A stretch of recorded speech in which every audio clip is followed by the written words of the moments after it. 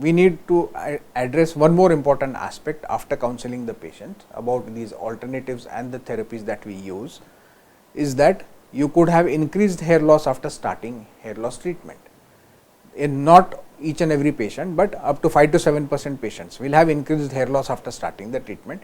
This is because some of the hair that is there on the patient's scalp is in growth phase, some of it is in fall phase. When we use the treatment and the nutrition to make the phases go faster, we accelerate these phases.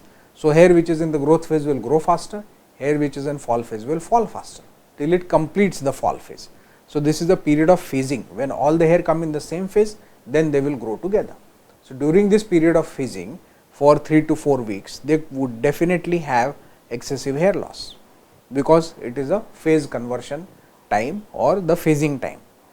Patient should be aware of this, otherwise they feel they started treatment and they are having excessive hair loss. So, why not look out and find another doctor? So, they just keep on jumping from doctor to doctor without getting their hair in a proper growth phase, and every time keep on suffering the same kind of hair loss.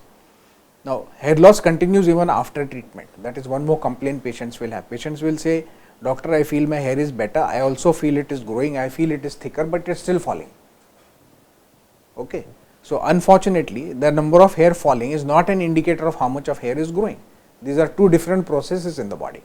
So, hair growth follows a cycle of formation, growth and fall after completing its lifespan.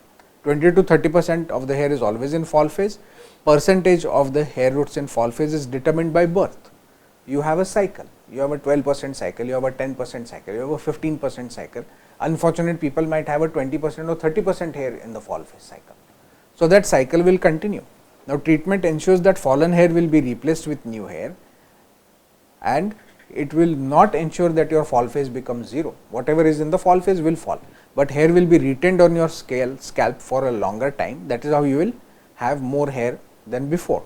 Also, sometimes thin, short, fine hair will fall. These thin, short, fine hair are the ones which are being created by follicles that were sleeping for so long. They were not creating any hair. When you induce them with the treatment to create hair, they create hair about half an inch or 1 inch long, and the hair sheds off because the cycles are short. The next growth cycle for these newly inducted follicles will be better. So, they will grow a nice terminal hair in the second phase.